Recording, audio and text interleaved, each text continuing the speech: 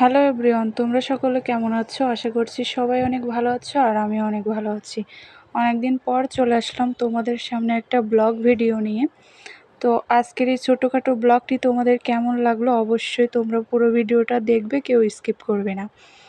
আজকে হচ্ছে রান্না বান্না করব, সেটাই তোমাদের সাথে শেয়ার করব। এখানে আমি ইলিশ মাছ কাটছিলাম, সেটা দেখাচ্ছিলাম তোমাদের। অনেক দিন পর ইলিশ মাছ আনছিল আমাদের, ইলিশ মাছ রান্না করব, সেটাই তোমাদের সাথে দেখাবো। তো চলো তোমরা পুরো ভিডিওটা দেখতে থাকো, কেউ স্কিপ করবে না। আর এখানে আমি কেটে নিচ্ছিলাম চিংড়ি মাছ। তো আজকে কি কি রান্না করব সব কিছু তোমাদের সাথে শেয়ার করব। আজকে সকাল থেকে সারাটা দিন কি কি করলাম সেটাই তোমাদের সাথে শেয়ার করলাম। তো তোমরা দেখতে থাকো। এখানে আমি চিংড়ি মাছটা কেটে নিচ্ছিলাম আর এখানে আমি অনেক গল্প করছিলাম তোমাদের সঙ্গে। তো আমি ভয়েসে একটু সমস্যা হচ্ছিলো, এজন্য ভয়েসটা দিতে পারিনি, এর জন্য আমি দুঃখিত। এই যে এখানে চিংড়ি মাছটা কেটে নিচ্ছিলাম আর আমি কিন্তু অনেক কথা বলছিলাম এখানে। পরে আমার মনটাও খারাপ হয়ে গেছিলো, কারণ ভয়েসটা ঠিক মতো শোনা যায়নি। তো আমার বলতে বলতে চিংড়ি মাছ আর ইলিশ মাছ দুটোই কমপ্লিট হয়ে গেছে কাটা। আর এখানে রান্না করছিলাম সকালের সেমাই, সেটা তোমাদের দেখাচ্ছিলাম। এখানে বলছিলাম যে আমি সকালে সেমাই রান্না করেছিলাম। তো চলো দুপুরে কি কি রান্না করি তোমরা দেখো।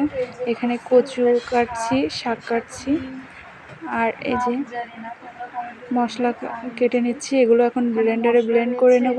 তো বলতে বলতে আমার সব কিছু কমপ্লিট। এখানে আমি রান্না করতে করতে আম খাচ্ছিলাম, তো সেটাই তোমাদের সাথে শেয়ার করছিলাম। আর এখানে ইলিশ মাছ ভাজাও কমপ্লিট। চলো কড়াইতে তেল দিয়ে দিয়েছি, এখন ইলিশ মাছটা রান্না করব।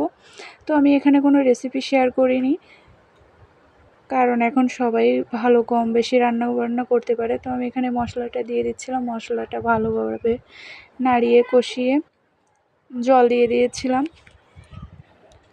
তারপর একটু জলটা ফুটে উঠলেই মাছটা ঢেলে দিয়েছিলাম। তো এখানে দিয়েছিলাম হলুদ, লবণ, কাঁচামরিচ, একটু শুকনো মরিচের গুঁড়ো আর যেটা বাটা মশলা ছিল ওটাই দিয়েছিলাম।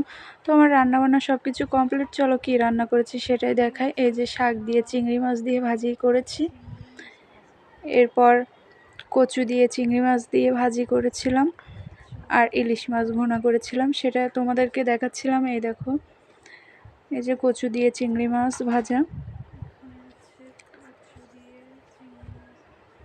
তো চলো আমি দেখাতে দেখাতে একটু বলে দিই যে তোমরা প্লিজ আমার চ্যানেলটা সাবস্ক্রাইব করবে, লাইক করবে, কমেন্ট করবে, শেয়ার করবে একে অন্যকে। তোমাদের প্রচেষ্টায় আমি অনেক দূরে এগিয়ে যেতে চাই, প্লিজ সবাই সাপোর্ট করবে। আর এখানে রান্না হচ্ছিলো ইলিশ মাছ, আমি তো আগেই বললাম। আর আগের দিনে একটু কচু শাকের তরকারি ছিল, সেটাও রয়ে গেছিলো। এই যে গরম করেছি, সেটাও তোমাদের সাথে দেখাচ্ছিলাম।